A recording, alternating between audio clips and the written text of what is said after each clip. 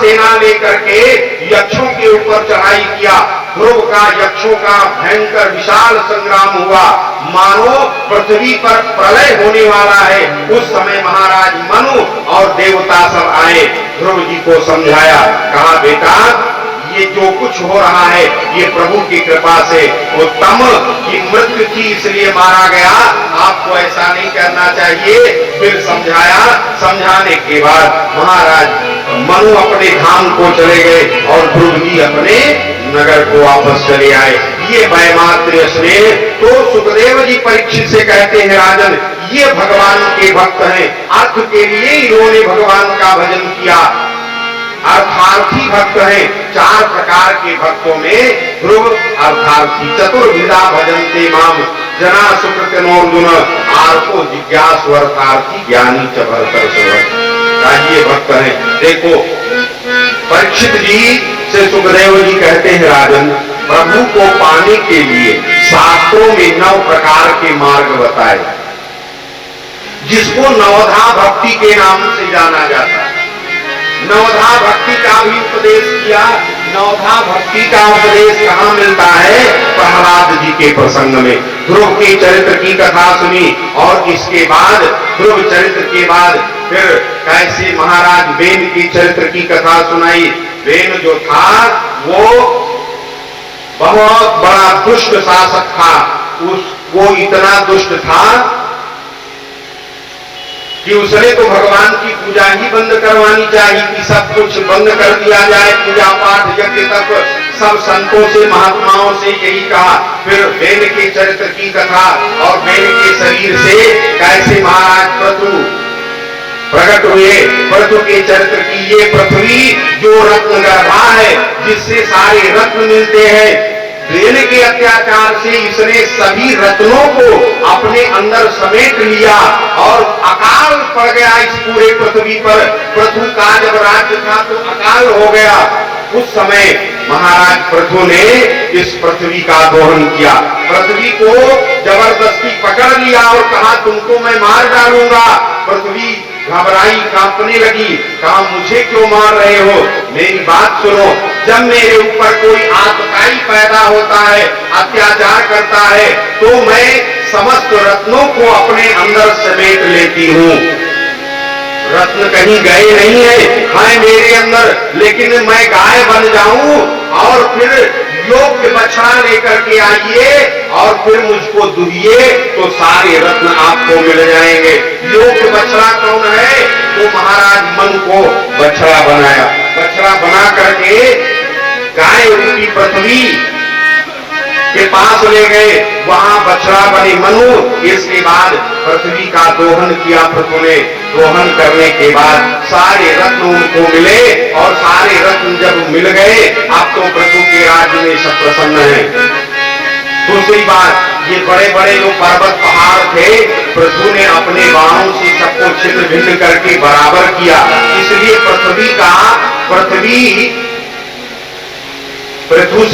पृथ्वी ने कहा था कि जब तक मैं उत्पटांग रहूंगी, उत्पटांग का मतलब ऊंचा नीचा, जब तक मैं रहूंगी तब तक मेरे ऊपर अन्न नहीं होंगे।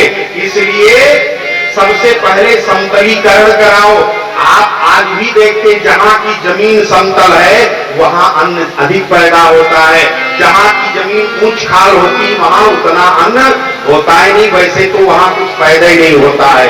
और पृथ्वी को एक आशीर्वाद दिया था, जिसने भगवान ने उसी समय क्या आशीर्वाद दिया था कि कूद खाद वरे नवई, पृथ्वी को पर अगर गड्ढा खोद भी दिया जाए और कुछ दिन तक वैसे पड़ा रहे तो अपने आप वो बराबर हो जाता है नहीं। जैसे बड़े तालाब को देखिए, आज के 20 साल कोई बड़ा तालाब रहा हो, उसमें से मिट्टी ना निकाली गई हो तो धीरे धीरे वह तालाब छोटा हो जाता है। ये पृथ्वी को आशीर्वाद मिला। ये सब कथा उनको सुनाई। इसके बाद पंचम स्कंद की कथा, जड़ भरत जी की चरित्र की, ऋषभदेव की चरित्र की कथा सुनाई। पुरंजनोपाख्यान की कथा, जड़ भरत ऋषभदेव कैसे भरत जी मोह में कैसे आए और मोह में पड़ करके वो कैसे मृग योनि में गए। महात्मा थे, तपस्या कर रहे थे, इतने महान तपस्वी, और तपस्या करते करते ऐसा मोह व्याप्त हुआ कि मृग तृष्णा में पड़ गए। उस मृग से इतना प्रेम कर लिया कि मृत्यु के समय उस मृग का ही ध्यान उन्हें रहा, तो उन्हें मृग योनि में जाना पड़ा। और इसके बाद पूर्व में जो तपस्या था उससे उनको पूर्व जन्म की याद बनी थी। दूसरे जन्म में ब्राह्मण हुए, जगभरत के नाम से जाने गए। और राजा रघुगण जो सत्संग के लिए जा रहे थे, कथा सुनने के लिए जा रहे थे, चार कहार उनको लिए हुए जा रहे थे। रास्ते में एक जो वाहक था उसको बुखार आ गया। उसको बुखार आया तो जंगल में कोई था नहीं, उसी समय उनको जड़भरत जी को पकड़ करके लाए, उन्हीं को उसमें जोत दिया, कहार का काम करवाने लगे। तो जड़भरत जी जब रास्ते में चलते हैं तो पृथ्वी पर चलते थे तो चींटी चींटा देख करके चलते, कहीं ऐसा ना हो मेरा पैर किसी चींटी के ऊपर, चूंटे के ऊपर पड़ जाए। तो राजा को कंधे पर लेकर चल रहे हैं, कोई चूंटा आ जाता है तो उछल जाते हैं, उससे उसको कष्ट होता है। तो उसने आवाज लगाई, उसको पद प्रहार किया कि किस तरह से चल रहे हो, इतना शरीर मोटा ताजा शरीर है, कितना कष्ट होता है, तुमको कष्ट नहीं होता। तो महाराज रघुगण ने उस समय उपदेश किया कि राजन, जो कुछ कष्ट है, ना मुझे कष्ट हो रहा है, ना मुझे थका लग रही है, ना मुझे कोई वेदना हो रही है। जब रघुगण ने जब उतर कर प्रणाम किया और उनसे पूछा, तब वो समझ पाए कि ये तो महात्मा जड़भरत जी हैं। उनको अध्यात्म का उपदेश दिया कि जो भी कुछ अवस्था दुनिया में होती है शरीर की होती है, जीव की कोई अवस्था नहीं। जीव तो निर्लेप है, निर्विकारी है, ना वो कभी मरता है, ना कभी बूढ़ा होता है, ना उसे कभी ज्वर आता है, उसे कोई परेशानी नहीं होती। ये सब तो शरीर के धर्म है। वो महाराज रघुगण ऊपर से पालकी से नीचे उतरकर प्रणाम करते हैं, वहां उन्होंने उपदेश किया, ये सब कथा सुनाई। इसके बाद षष्ठम स्कंद में प्रवेश करते हैं, और षष्ठम स्कंद में जब प्रवेश किया तो प्रवेश करते ही वहां पर नाम महिमा की कथा सुनाई, अजामिलोपाख्यान की कथा परीक्षित जी ने को सुखदेव जी ने सुनाया। का अजामिल जैसा आप बताइए, जिसका पूर्व का कुछ समय का जो जीवन था वो तो बहुत सुंदर था। ब्राह्मण कुल में पैदा हुआ, माता पिता की सेवा कर रहा था, संध्योपासन करता था, गायत्री का जप करता था। लेकिन उसके जीवन में एक मोड़ ऐसा आया कि वहीं पर अजामिल का जीवन बिगड़ गया। अजामिल का जीवन वहीं पर बिगड़ गया। देखो, अजामिल कन्नौज, जिसको आज कन्नौज जो डिस्ट्रिक्ट है ना, इसी कन्नौज में अजामिल रहता। इसकी जो धर्म पत्नी थी वो महान पतिव्रता, माता पिता का बहुत बड़ा भक्त है। हमेशा इसका कार्य है माता पिता की सेवा करना, और पिताजी के लिए जंगल को समिधा लाने के लिए जाना। एक बार ये जंगल समिधा लाने के लिए प्रातः काल जा रहा था, रात्रि बीती थी, प्रातः काल की वेला थी। सोचा जल्दी चलो जंगल से समिधा लेकर के आओ, जिससे संध्योपासन के बाद पिताजी हमारे हवन करें। तो जिस समय जा रहा था तो चलते चलते देखा क्या कि एक गांव पड़ा, और गांव के निकट नाच गान हो रहा था, नाच हो रही थी। अजामिल क्षण मात्र के लिए चाहे। आप देखिए हमारे आंख के अंदर काम हमारे अंदर कैसे प्रकट होता, इस कथा से शिक्षा लीजिए। अजामिल ने दूर से देखा, जैसे एक बार देखा उस नर्तक, वहां एक नर्तक एक नर्तकी दोनों नृत्य कर रहे थे, और दोनों एक दूसरे का आलिंगन भी नृत्य करते करते कर रहे थे। अजामिल ने एक बार देखा तो इसको बड़ा अच्छा लगा, इसकी दृष्टि पड़ गई, और जैसी दृष्टि होती है वैसी सृष्टि होती है, जैसी दृष्टि वैसी सृष्टि। थोड़ा देखा अच्छा लगा, थोड़ा और आगे बढ़ा, और अच्छा लगा कुछ देर तक। अब तो वहीं पहुंच गया नाच देखने के लिए, कुछ देर तक खड़े होकर के देखता रहा। अब वहां देखते देखते ये इतना उन्मत्त हो गया कि इसको पता ही नहीं चला कि मैं जंगल समझा लाने के लिए जा रहा था। अर्थात उस नर्तकी का इतना, ये नर्तकी को देखकर इतना उन्मत्त हुआ कि पिता और माता को सबको भूल गया, भूल करके उसी नर्तकी का साथ कर दिया, उसी के पीछे पीछे चल दिया। और जब नर्तकी के घर चला गया, कहां वो अजामिल विद्वान और कहां नर्तकी के साथ, धीरे नर्तकी के घर चला जाता है, वहीं रहने लगा, उसी के साथ रहता है, उसी से विवाह कर लिया। जब उसी से विवाह किया, उसी के साथ रहने लगा, कालांतर समय बीता, कई पुत्र हुए उसके, 5-6 पुत्र हुए, बहुत बड़ा परिवार हो गया उसका। एक बार उस गांव में कुछ संत महात्मा आए और संत महात्मागण जब आए तो हर गांव में कुछ ऐसे बिगड़े लोग होते हैं कि अगर साधु महात्मा आ जाए तो जरूर से जरूर उनको कुछ ऐसा कहेंगे, उनका उपहास जरूर करेंगे। तो महात्मा जी उस गांव में आए, सायंकाल की बेला थी, तो महात्मा जी को एक महानुभाव मिले, उनसे पूछा, भैया आपके गांव में एक रात्रि रुकना चाहता हूं, किसी भगवान के भक्त का घर हो तो मुझे बताओ, एक रात्रि विश्राम करके कल मैं चला जाऊंगा। तो वो इतने दुष्ट थे, इतना उपहास किया, कहा देखो महाराज मेरे गांव में एक अजामिल ब्राह्मण रहते हैं, वे बहुत बड़े भगवान के भक्त हैं, जाओ उन्हीं के यहाँ रहो। अब वो चले गए अजामिल के दरवाजे पर। अजामिल ने देखा कि मैं इतना दुष्ट, मेरे घर संत आए हैं तो प्रणाम किया, उनको बैठाया, उनको आसन दिया, बेचारा पड़ोसी से जलपान मंगवाया, जलपान कराया। रात्रि को जब भोजन का समय आया तब उसने कहा, महाराज आपका धर्म मैं नष्ट नहीं करना चाहता, मैं यद्यपि मैं ब्राह्मण पुत्र हूँ, ब्राह्मण बालक हूँ, लेकिन मेरा संग बिगड़ गया, मैंने वेश्या का संग कर लिया, वेश्या के यहाँ रहने लगा, इसलिए अपने हाथ का भोजन मैं आपको नहीं खवाऊंगा, व्यवस्था मैं कर देता हूँ, आप भोजन बना करके पा लीजिए। प्रेम से व्यवस्था किया, भोजन पवाया। भोजन पवाने के बाद जब प्रातः काल हुआ, महात्मा जी चलने लगे, तब अजामिल ने निवेदन किया, महाराज बताओ मेरा उद्धार कैसे होगा। तो महात्मा जी ने बताया कि अजामिल इस बार जो तुम्हारे घर बालक होगा उसका नाम नारायण रख देना। महात्मा जी के कथना, सब लोग कथा जानते हो, महात्मा जी के कथनानुसार नारायण नाम उस बालक का रखा और धीरे धीरे वो बालक बड़ा हुआ, अंतिम पुत्र था, इसलिए स्नेह भी बहुत है, प्रेम भी उससे बहुत करते हैं। और व्यक्ति जीवन में जिससे अधिक प्रेम करता है, जब मरने का उसके ऊपर कोई आपद विपद आती है, मृत्यु तुल्य कष्ट आता है, तो उसी को पुकारता भी है।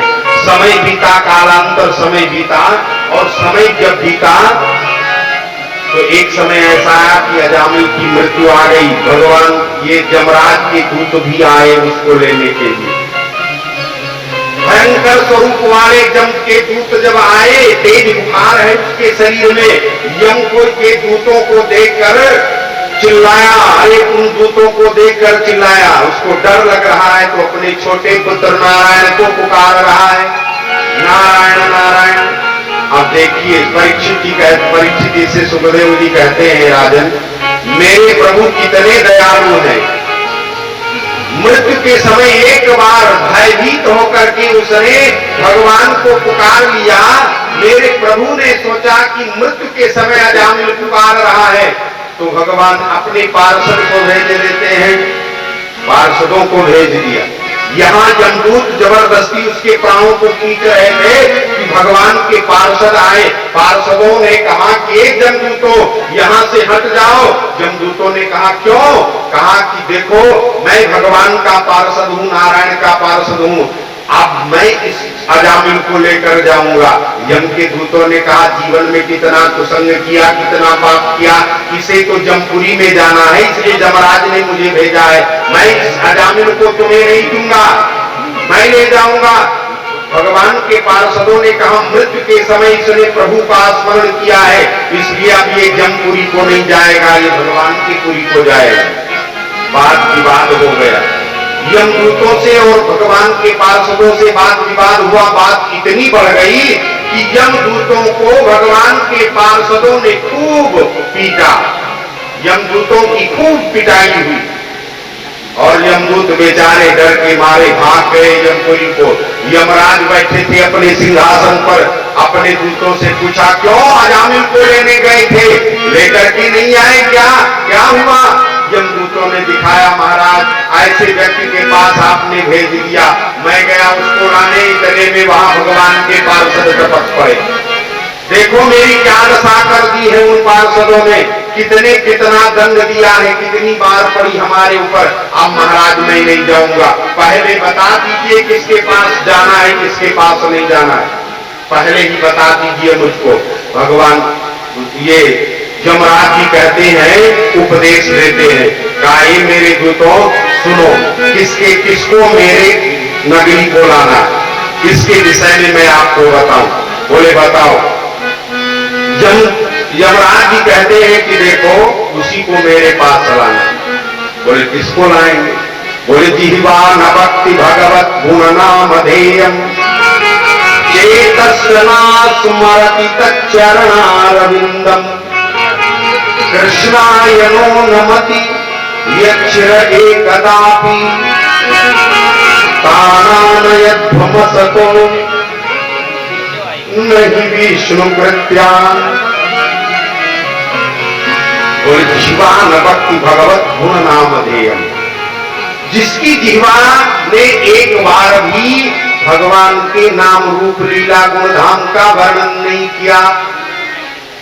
चेतस्य न स्मरति तच्चरणारविन्दम्, और जिसने अपने चित्त से एक बार भी भगवान के चरण कमलों का चिंतन नहीं किया है। कृष्णाय नो नमति यच्छ्र एकदापि, और जिसने अपने सिर को भगवान के सामने नहीं झुकाया, संतों के सामने नहीं झुकाया है, ऐसे जो दुनिया के पापी जीव हैं उन्हीं को मेरे पास लाया करो। और जिसने एक बार भगवान का नाम ले लिया उसका उद्धार, वो मेरे जमपुरी को आने का अधिकारी नहीं है। देखो मैं आपको बताऊं, नाम की इतनी बड़ी महिमा, एक बार जो भगवान का नाम लेता है, बारक नाम जपत जग जेऊ, भोग तरन तारन नर देऊ। इसलिए गोस्वामी जी ने लिखा है कि राम एक तापसती तारी और नाम कोटि खल कुमति सुधारी। नाम लेने से कितने लोग तरे, पाये न केहि गति पतित पावन राम भज सुनु सठ मना। कितने लोग नाम लेने से तरे। गोस्वामी जी ने लिखा कि गणिका अजामिल व्याध गीध गजादि खल तारे घना आखिर जमन किरात खस स्वपचादि जेय रूपते और कही नाम बारक ते पावन हो ही राम नमामिते। इतने नहीं, नारद जान्यो नाम प्रतापू, अभी जो चर्चा हुई नाम का ही प्रताप, नाम प्रताप संभव अविनाशी और सहज अमंगल मंगल राशि। उल्टा नाम जपत जग जाना, वाल्मीक भयो ब्रह्म समाना। और नाम के ही प्रताप से भगवान गणेश जी प्रथम पूजनीय हुए। नाम की महिमा को हनुमान जी ने जाना तो हनुमान जी महावीर हो गए। सुमिर पवन सुत पावन नामू अपने बस करी राख्यो रामू। तो नाम एक, जिन्होंने तापस किए अहिल्या का उद्धार किया, लेकिन नाम उनका हजारों पापियों को तार दिया। लाखों ही तर गए हैं, लाखों ही तर गए हैं, हरि नाम जपते जपते, हरि नाम जप जपते हो लाखों ही कर गए हैं, लाखों ही कर गए हैं, हरि नाम जपते जपते हरि नाम जपते जपते हो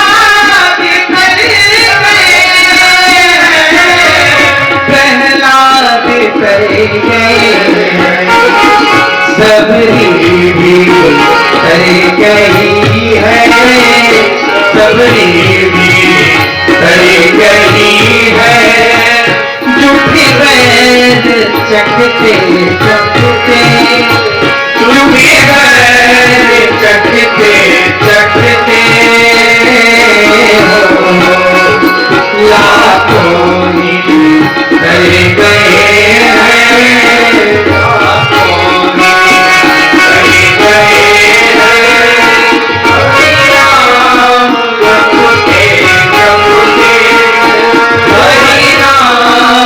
जपते जपते हो